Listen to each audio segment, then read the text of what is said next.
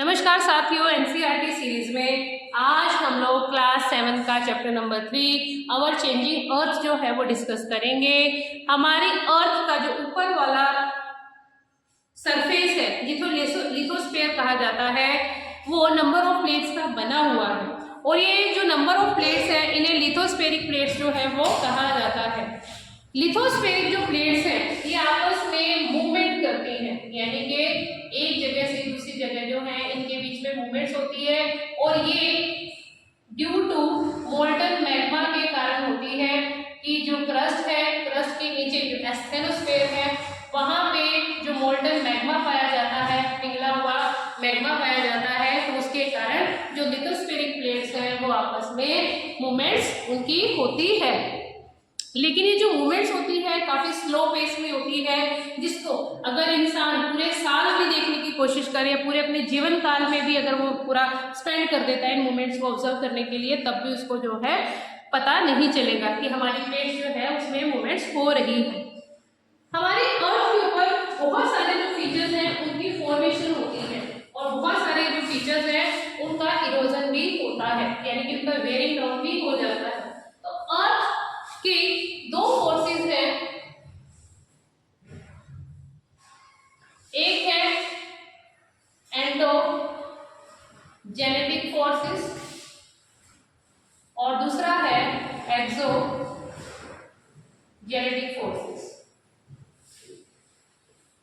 जो endogenetic forces होती है, एंडो का मतलब इंटीरियर यानी कि अंदर, तो जो अर्थ की वो फोर्सेस एंडोजेनेटिक फोर्सेस जिनके कारण क्या है इंटीरियर ऑफ द अर्थ में कुछ हलचल होती है, सडन मूवमेंट्स होती है, या फिर जिसके कारण अर्थक्वेक,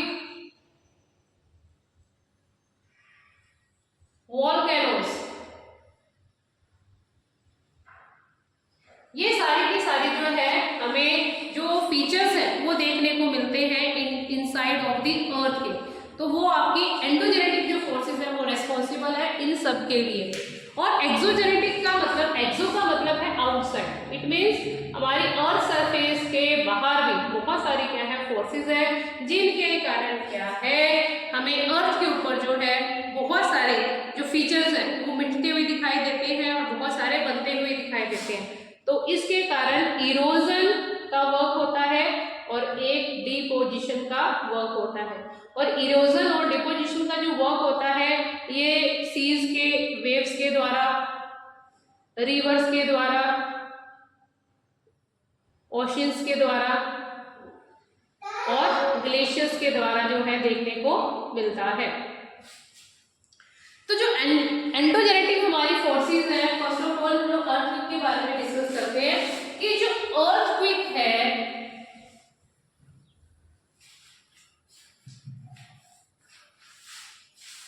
अर्थक्वेक जो है इंटीरियर ऑफ द अर्थ में एक पॉइंट है फोकस, इट मींस जो फोकस है, फोकस से जो अर्थक्वेक की वेव्स होती हैं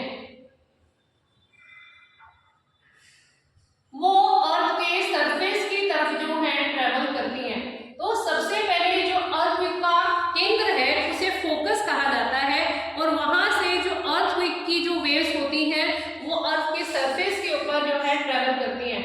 और जहां पर ये जो अर्थक्वेक महसूस किया जाता है, जिसे हिंदी में अधिकेंद्र कहते हैं और इंग्लिश में एपिसेंटर कहते हैं, तो यहाँ पे अर्थक्वेक जो है अर्थ सरफेस के ऊपर महसूस किया जाता है। कभी भी अर्थक्वेक का जो ओरिजिन होता है वो फोकस पे होता है, लेकिन जो अर्थक्वेक की वेव्स हैं जो सरफेस के ऊपर जाके जो है हमें एक्सपीरियंस होती है उसे एपिसेंटर कहा जाता है।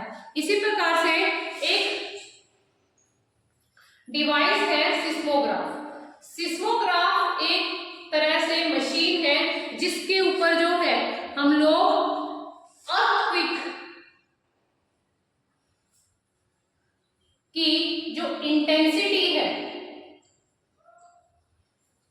उसको नापते हैं, एक तरह से ये मापते हैं। और ये इंटेंसिटी जो है, जो अर्थक्वेक है, इनकी वेव्स के स्पीड के ऊपर डिपेंड करता है कि रिक्टर पैमाने पे कितना अर्थक्वेक आया है, वो हमें इस सिस्मोग्राफ यानी कि इस यंत्र से पता चलता है।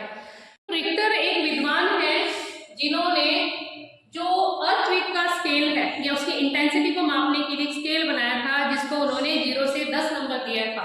अगर 0 से लेके 2 रिक्टर पैमाने तक जो अर्थक्वेक है आता है, तो वो इतना ज्यादा जो है महसूस नहीं होता, हल्के जो झटके हैं वो महसूस होते हैं। लेकिन जैसे ही हम इसको 5.0 को क्रॉस करते हैं, तो इससे क्या है, बहुत सारा डिस्ट्रक्शन जो है वो देखने को मिलता है, बहुत सारा जो है तबाही जो है महसूस की जाती है।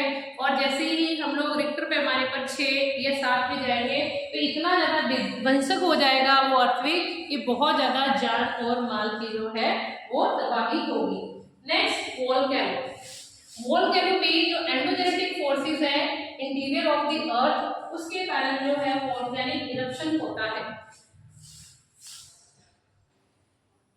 एस्टेनोस्फीयर में मैग्मा है, यानी कि ये मोल्टन मटेरियल है, पिघला हुआ एक तरह से मटेरियल है, and due to pressure and due to compression, ये जो मैग्मा है, मैग्मा चैम्बर से ये ऊपर जो है अर्थ सरफेस के ऊपर आता है।